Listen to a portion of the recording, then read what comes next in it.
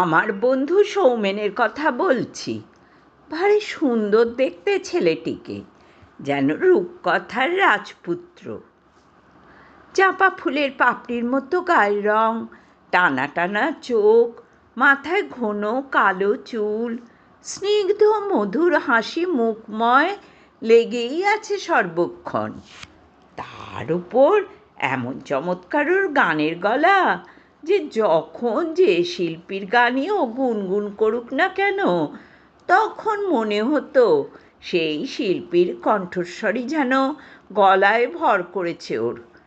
তা হেন বন্ধুকে ভালো না বেশি কি পারা যায়? অনেকে অবশ্য ঈর্ষাও করতো ওকে। সে নিয়ে কেউ মাথা ঘামাতাম না, কেননা খলের স্বভাব খলতা করা করবেই। সোমেন শান্ত, ভদ্র, লাজুক এবং নম্র প্রকৃতির ছেলে। গানের গলা ছিল, কিন্তু গান শিখল না। নিজের খেয়ালে ছবি আঁকত, লেখাপড়া ভালো ছিল। আর্ট কলেজ থেকে ভালোভাবেই পাশ করে বেরোলো। মানুষের মুখ, প্রকৃতির দৃশ্য অবিকল আঁকতে পারত। আমার এক প্রিয় অভিনেত্রীর ছবিও এত সুন্দর এঁকে দিয়েছিল যে আজও সেই ছবি আমার ঘরের দেওয়ালে শোভা পাচ্ছে। আর সবচেয়ে বড় কথা, ওর আমার বয়সী মেয়েরা যখন দূর থেকে ওর মুখের দিকে তাকিয়ে থাকতো, ও তখন আনমনা হয়ে কী যেন ভাবত, কারো দিকে ফিরেও তাকাতো না। হেন সৌমেনই একদিন আমাকে অবাক করে এমন একটি চিঠি দেখালো, যা দেখে আমি অবাক হয়ে গেলাম। চিঠিটা একবার নয়, দুবার তিনবার পড়ে দেখলাম। তারপর তাকিয়ে রইলাম ওর মুখের দিকে। ও আমার দিকে চেয়ে ফিক ফিক করে হাসতে লাগলো। আমি বললাম, ব্যাপারটা কি? ব্যাপারটা তো দেখছিস, কিছু অন্তত বল। আমাকে যদি বলতে বলিস তাহলে বলবো, এই মুহূর্তে ছিঁড়ে ফেলে দে এটাকে। সোমেন হেসে গড়িয়ে পড়ল আমার কথা শুনে। বলল, তুই এ কথা বলবি আমি জানতুম। জানতিস? তাহলে তোর মতামতটা কি বল। আমি অফারটা গ্রহণ করছি। সৌমেনের প্রকৃতির একটা কথা অবশ্য বলা হয়নি, সেটা হচ্ছে ওর জেদের কথা। সৌমেন যেমনই নিরীহ তেমনি জেদি। ওর মাথায় যখন যা চাপবে তখন তাও করবেই। তবু বললাম, এই যোগাযোগের ব্যবস্থাটা কার মাধ্যমে হলো? নিজেই করেছি। হঠাৎ একদিন স্টেটসম্যানে বিজ্ঞাপন দেখে একটা চিঠি ছেড়ে দিই।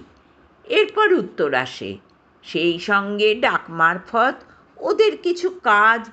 আমিও সেগুলো করে যথারীতি যত্ন সহকারেই পাঠিয়ে দিই। তারপরই এই চিঠি, সঙ্গে নিয়োগপত্র। টাকার অঙ্কটা নেহাত কম নয়। আমি আর একবার সেই চিঠি আর নিয়োগপত্রটা দেখলাম। তারপর বললাম, দেখ সৌমেন, প্রস্তাবটা যে খুবই লোভনীয় তাতে কোনো সন্দেহ নেই। তাছাড়া মর্যাদারও বটে। আর টাকার কথা যদি বলিস, এও তো দেখছি প্রত্যাশার বাইরে। তোর আমার বয়সী কোনো উঠতি যুবকের জীবনে এর চেয়ে ভালো আর কী বা হতে পারে। তবে কি না, তোর ব্যাপারটা আলাদা। তোর কি টাকার অভাব আছে রে? তাছাড়া তুই আমার মতো না, মা বাবার একমাত্র সন্তান। তুই কেন টাকার লোভে ওই দূর দেশে যাবি? সোমেন বলল, তোর কথা যথার্থই, কিন্তু তুই তো জানিস মনে মনে আমি কতটা নিঃসঙ্গ। আমার সব সময় কেমন যেন মনে হয় এরা আমার কেউ নয়। আমাদের এমন সুন্দর দোতলা বাড়ি যেন আমার জন্য তৈরি একটা জেলখানা। আমার বাবার ব্যাংকের টাকা আমাকে যেন অকর্মণ্য করে তোলার সুন্দর একটা ব্যবস্থা। তাছাড়া এই শহরবাসও অসহ্য হয়ে উঠেছে আমার কাছে, তাই একটু মুখ পাল্টাতে যাচ্ছি। বড়দা জায়গাটা ভালো, আর কাজটাও আমার মনের মতন, অতএব গেলে ক্ষতিটা কি? ক্ষতি কিছুই না, তবে কি না বাঙালির ছেলে, বাংলাতেই থাকা ভালো, স্বদেশ ছেড়ে বিদেশ বিভুঁয়ে। তোর এই কথাটার সঙ্গে আমি কিন্তু একমত হতে পারলাম না। তার মানে তুই আমাকে কুয়োর ব্যাঙ হয়ে কুয়োর মধ্যেই দিন কাটাতে বলছিস? আরে না, তা নয়। জায়গাটা কি ঘরের কাছে? নাই বা হলো, ভারতের বাইরে তো নয়, বিলেত আমেরিকা হলে ভেবে দেখতাম। তবে যা, ভালো বুঝিস কর, ইচ্ছে হলেই ফিরে আসতে পারবি না। তোর কোনো অসুখ বিসুখ হলে চট করে কেউ যেতে পারবে না। তাছাড়া তোর বাবা মা কি ছাড়তে চাইবে তোকে? না, আমাকে লুকিয়েই পালাতে হবে। শুধু যাবার সময় একটা চিঠি রেখে যাব। আমি একভাবে সৌমেনের মুখের দিকে তাকিয়ে ওর দৃঢ়তা লক্ষ্য করতে লাগলাম। হয়তো ভালোই হবে ওর, কাজটাও যা তা নয়। সম্মানের, গৌরবের, দায়িত্বের এবং কর্তব্যের। বড়দার একটি মিউজিয়ামের খুব প্রাচীন কিছু তৈলচিত্রকে কঠোর পরিশ্রমে মূলকে অবিকৃত রেখে সংস্কার করতে হবে। এই কাজের জন্য কয়েকজন বিদেশিনীও নিযুক্ত হয়েছেন। তবে একমাত্র ভারতীয় হিসেবে ওর কাজের নিদর্শনে মুগ্ধ হয়ে ওর একেবারে পাকাপাকি নিয়ম, সেই সঙ্গে পত্রপাঠ চলে আসার অনুরোধ। আমাকে অনেকক্ষণ নীরব থাকতে দেখে একসময় সৌমেনী বলল, আসি তাহলে? আমি কি আর বলি, বললেই বা ও শুনবে কেন, তাই হাসি মুখেই বললাম, বেস্ট অফ লাক। সৌমেন চলে গেল। এরপরে বেশ কয়েক মাস কেটে গেছে। সৌমেনের বাবা মা প্রথমে কিছুদিন ছেলের জন্য মন খারাপ করলেও পরে কাগজে ওর কাজের প্রশংসা দেখে মনকে সামলে নিয়েছেন। বরং ছেলের ব্যাপারে বেশ রীতিমতো গর্ববোধও করেন। আমিও করি নাকি? করি। ওকে যারা ঈর্ষা করত তারাও করে। একসময় এমন ভান দেখায় যে ও এখানে থাকাকালীন ওরা কতই না অনুরাগী ছিল ওর। সে যাই হোক, হঠাৎ একদিন দুপুরের ডাকে সৌমেনের কাছ থেকে এমন একটা চিঠি এলো যে সে চিঠির কিছুই বোধগম্য হলো না। চিঠিটা এই রকম, অনেক দিন তোর কোনো খোঁজ খবর রাখিনি, আজ বিশেষ কারণে তোকে এই চিঠি লিখছি। যদি আমার ওপর রাগ না করে থাকিস তাহলে পত্রপাঠ চলে আয়। তোর যাতায়াতের সমস্ত খরচা আমিই দেব। এখানে আসবার দুটো পথ আছে, এক হলো তুফানে আগ্রা এসে সেখান থেকে মিটার গেজ ট্রেনে চেপে আমেদাবাদ হয়ে বড়োদায় আসা, অথবা বম্বে মেলে বিরামগাম বগিতে চেপে সরাসরি বড়োদায়। এছাড়া আর কোনো পথই নেই। একই সঙ্গে 4-5টি সাধারণ চিঠি এবং একটি রেজিস্ট্রি চিঠি ছাড়লাম। আশা করি এর একটা না একটা পাবি। এই চিঠির ব্যাপারে আমার বাড়িতে কিছু বলিস না। অনেক কথা আছে তোর সঙ্গে, এলে সাক্ষাতে সব বলবো। শুধু জেনে রাখ, আমি এক রহস্যের মায়াজালে জড়িয়ে পড়েছি, এক মোহিনী মায়ায়। এ চিঠির কোনো অর্থ হয়? এ পড়ে আমি বা কি বুঝবো? তাই ভাবতে লাগলাম, ছেলেটা পাগল হয়ে গেল নাকি? আবার ভাবলাম, ও চিঠিতে কোনো পাগলামির লক্ষণ তো নেই। বরং চিঠি যাতে পাই তার জন্য একাধিক চিঠি লিখেছে। তবু ওর নিষেধ অমান্য করেই ওর মা বাবার সঙ্গে দেখা করলাম। অবশ্য ওর চিঠির ব্যাপারটা গোপন রাখলাম। সৌমেনের বাবা মা খুবই খুশি হলেন আমি যাওয়ায়। মা বললেন, এসেছো বাবা, বেশ করেছ, কতদিন আসনি। অবশ্য আসবেই বা কার কাছে, সে তো সেই যে গেছে, আর আসবার নামটি নেই। আমি বললাম, আসলে ও যে কাজে গেছে তাতে ওর পক্ষে অমূল্য সময় নষ্ট করে আসা খুব কঠিন। তাই ভাবছি অনেক দিন তো ওর সঙ্গে দেখা সাক্ষাৎ হয়নি, একটু সময় করে নিজেই একবার চলে যাই। আমার প্রস্তাবে বাবা মা দুজনেই উল্লসিত হলেন। বাবা বললেন, তাহলে তো খুব ভালো হয়। তুমি কবে যেতে চাও বলো, আমি টিকিট কেটে তোমার যাবার ব্যবস্থা করে দিচ্ছি। দেখুন, আমি আজ গেলেও যেতে পারি, কাল হলেও আপত্তি নেই। বাবা বললেন, তুমি তাহলে তৈরি হও, কালই তোমার টিকিটের ব্যবস্থা করছি আমি। সৌমেনের বাবা কথা রাখলেন। পরদিনে বম্বে মেলে ফার্স্ট ক্লাসের একটি টিকিট কেটে আমাকে হাওড়া স্টেশনে নিয়ে গিয়ে বিরামগাম কোচে বসিয়ে দিলেন।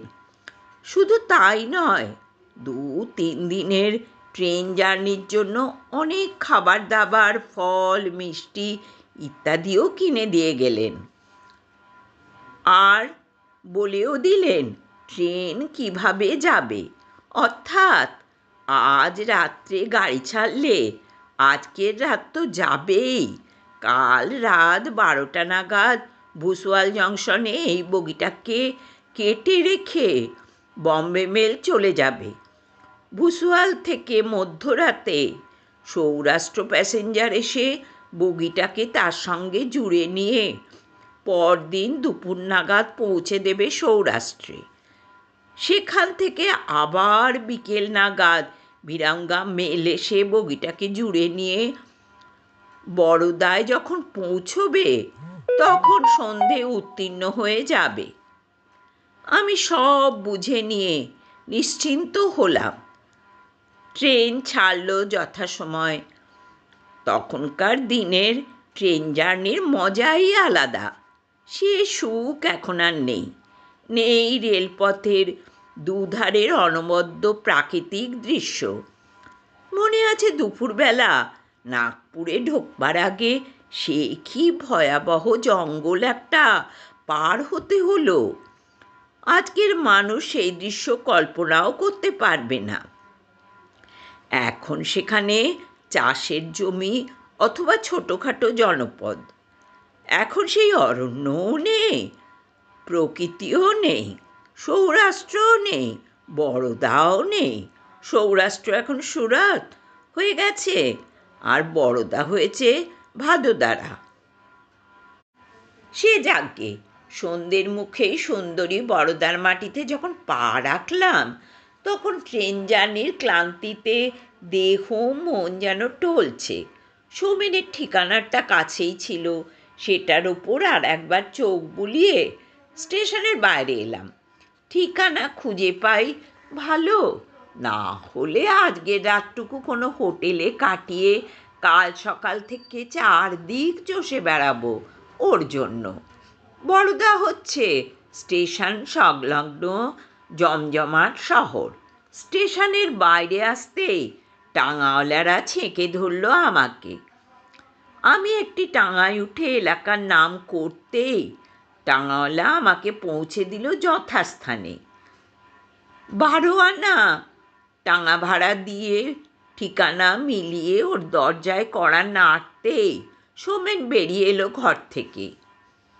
এই কমাসে ওর চেহারা যা হয়েছে তা দেখে দারুণ অবাক হয়ে গেলাম। বড়দার জল হওয়ার এত গুণ! ছিল রাজপুত্র, এখন যেন দেবনন্দন। কেমন যেন এক আশ্চর্য দ্যুতি ঠিকরে বেরোচ্ছে ওর গা থেকে। এই কোন ঐশ্বরিক প্রভাব এসে ভর করল ওর শরীরে। সৌমেন তো আনন্দের উচ্ছ্বাসে জড়িয়ে ধরল আমাকে। তারপর বলল, ঠিক সময়ে এসেছিস, যা হোক, আর একটু দেরি হলেই আমাকে পেতিস না। আমি এখনই বেরোতে যাচ্ছিলাম। কোথায়? যে কাজের জন্য এসেছি। তাই রাত দুপুরে? এইসব কাজ রাতেই ভালো হয়, মনটাও নিবিষ্ট করতে পারি ভালোভাবে। কিন্তু এতে তোর শরীরের 12টা তো বেজে যাবে। আমার চেহারা দেখে তাই মনে হচ্ছে বুঝি?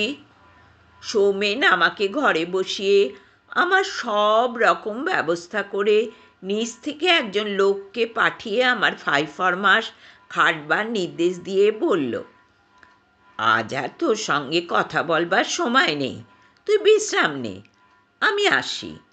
সে কি, এত দূর থেকে আমি এলাম, কোথায় দু বন্ধুতে চুটিয়ে গল্প করব? তুই তোর বাবা মার কথা জানতে চাইবি, তার জায়গায়। আমার কিন্তু দেরি হয়ে যাচ্ছে, গম্ভীর ওর কণ্ঠস্বর। তাহলে আয়। সৌমেন চলে গেলে আমি একাই ঘরে রইলাম। মনে মনে আহত হলাম একটু। ওর সেই লোকটি আমার জন্য চা, পকোড়া ইত্যাদি নিয়ে এলো, সঙ্গে গুজরাটি লাড্ডু। রাত্রিবেলা হোটেল থেকে রুটি, মাংস। কোনো অসুবিধেই হলো না আমার। তাই খেয়েই আমি নিশ্চিন্তে নিদ্রা গেলাম। ভোরবেলা দরজায় কড়া নাড়ার শব্দে উঠে দরজা খুলতেই সোমেন হাসি হাসি মুখে বলল, আমার ওপর রাগ করিসনি তো? রাগ করবো কেন? তোর কাজের ব্যাপার এটা, কিন্তু তোর ওই চিঠির অর্থ কী? বলবো বলবো, সব বলবো। এ বিষয়ে কারোর সঙ্গে কোনো আলোচনা করিসনি তো? বিষয়টা যখন আমারই বোধগম্য হচ্ছে না, তখন কার সঙ্গে কী আলোচনা করব বল? না করলেই ভালো। এই সমস্ত ব্যাপার একটু গোপন রাখাই উচিত। তারপর দু বন্ধুতে চা পর্ব সেরে বেড়াতে বেরোলাম। ও এই কয় মাসে এখানকার সকলের কাছে এমনই পরিচিত হয়ে গেছে, মনে হবে যে ও এখানকারই লোক। তাছাড়া পথ ঘাট সবই ওর নখদর্পণে।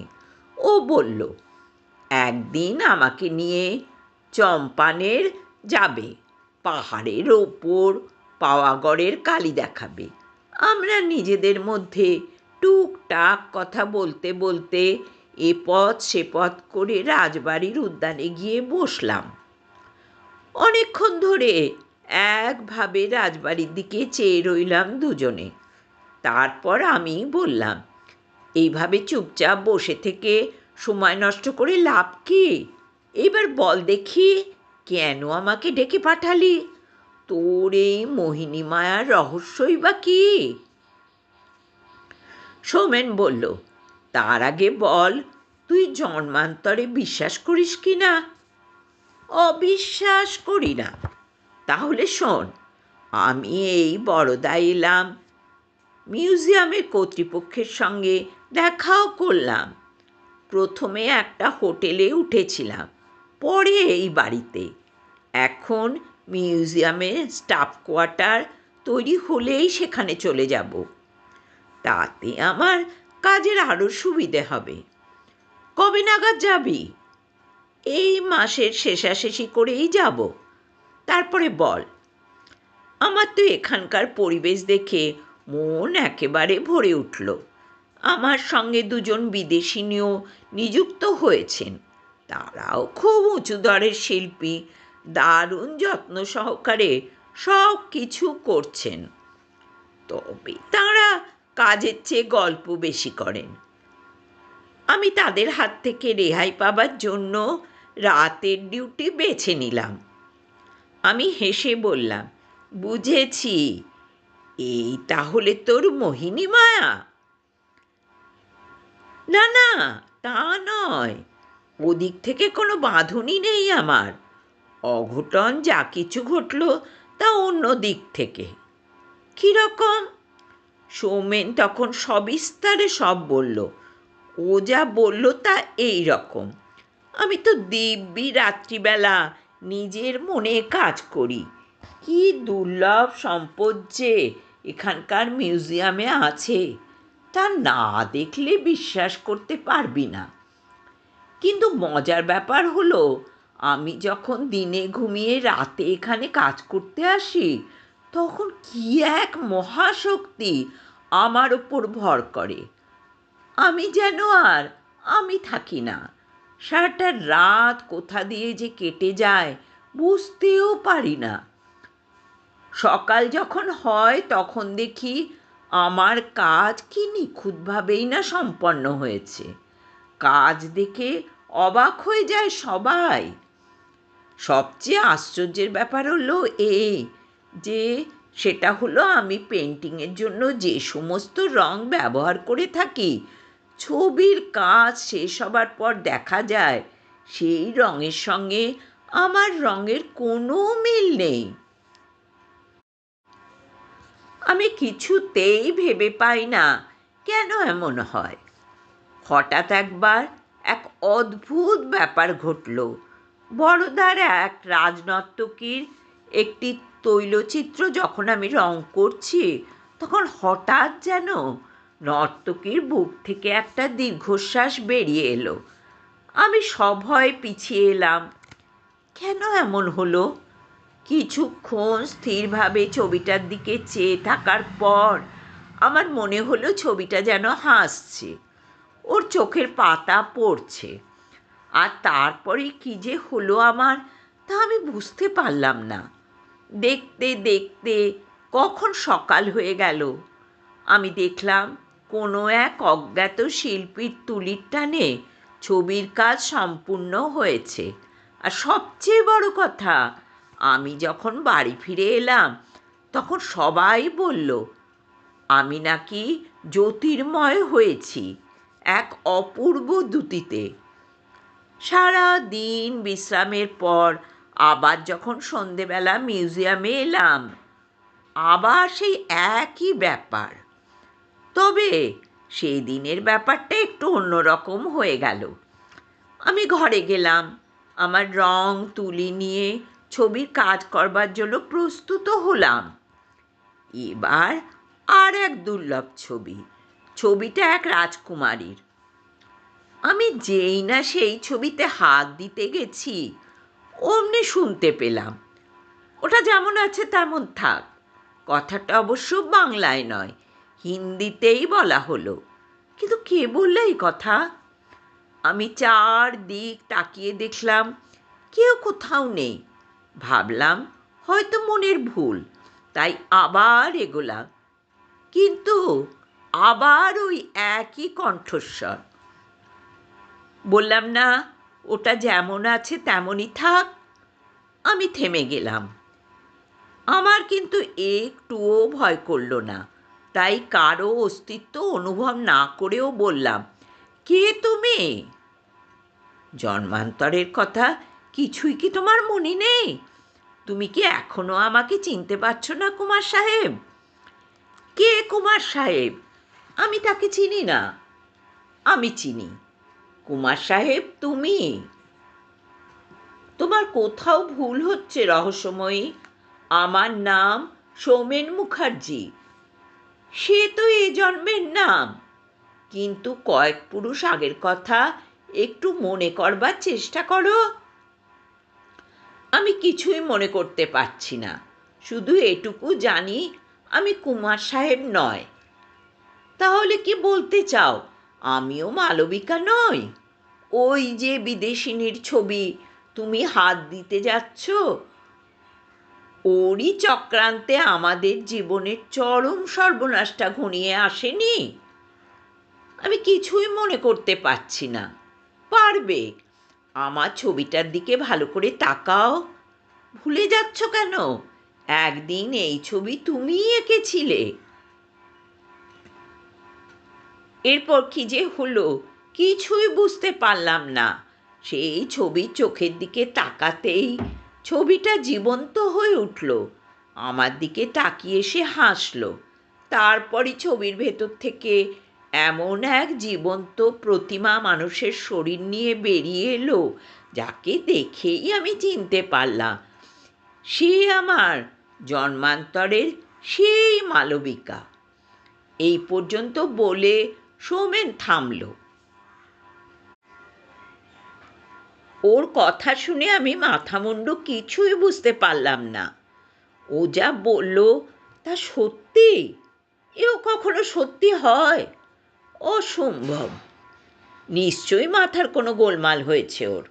শোভন আবার বলল, সেই থেকে আমি যেন কেমন নেশাগ্রস্তের মতো হয়ে গেছি।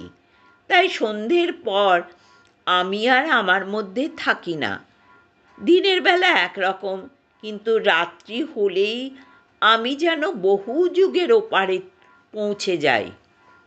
বেলা বাড়ছে, আমরা তাই আমাদের আলাপ আলোচনা শেষ করে রাজোদ্যান থেকে আবার ফিরে এলাম ওর বাসায়। দুপুরে খাওয়া দাওয়ার পর একটু বিশ্রাম নিয়ে বিকেলবেলা ও সব কিছু ঘুরে ফিরিয়ে দেখালো আমাকে। এমনকি মিউজিয়ামে মালবিকা সেই তৈলচিত্র, ছবির মতন ছবি একটা। কিন্তু এই ছবিকে ঘিরে যে রহস্য, সেই রহস্যের উন্মোচন করবে কে? বড়দায় সৌমেনের ওখানে বেশ কয়েকটা দিন ভালোভাবেই কেটে গেল। আমারও বাড়ি ফেরার দিন এসে গেল এক সময়। কিন্তু হঠাৎ একদিন যা হয়ে গেল তা কল্পনারও অতীত। সৌমেন যথারীতি কাজে গেল, কিন্তু সেই তার শেষ যাওয়া। পরদিন অনেক বেলা পর্যন্ত যখন সে ফিরল না, তখন আমিই গেলাম মিউজিয়ামে ওর খোঁজ নিতে। মিউজিয়াম কর্তৃপক্ষেরও ওর ব্যাপারে বেশ চিন্তিত ছিলেন, কেননা এত বেলা পর্যন্ত ঘরের দরজা তো কোনো দিন বন্ধ থাকে না। হলো কি ছেলেটার? অসুস্থ হয়ে পড়ল নাকি? অবশেষে চরম সিদ্ধান্ত নেওয়া হলো দরজা ভেঙেই ভেতরে ঢোকা হবে। হলো তাই। কিন্তু কোথায় কে? বিস্ময়ের পর বিস্ময়। সৌমেন কেন, কারও কোনো অস্তিত্বই নেই সেখানে। মালবিকার ছবির ক্যানভাসও সাদা, রং তুলি ইতস্তত ছড়ানো। ছেলেটা বদ্ধ ঘরের ভেতর থেকেই বেমালুম উধাও হয়ে গেল। থানা পুলিশ অনেক কিছুই করা হলো ওর জন্য, কিন্তু কোনো লাভ হলো না। গোয়েন্দা তদন্তেও কোনো খোঁজ পাওয়া গেল না ওর। এক অবাস্তব রহস্য রহস্যের অন্ধকারেই মিশে রইল। আমারও এখন ফেরার পালা। ফিরে গিয়ে ওর বাবা মাকে কী বা বলবো? আর পরিচিতজনদের এই উদ্ভট কাহিনীর কথা কেউ কি বিশ্বাস করবে? কখনো না।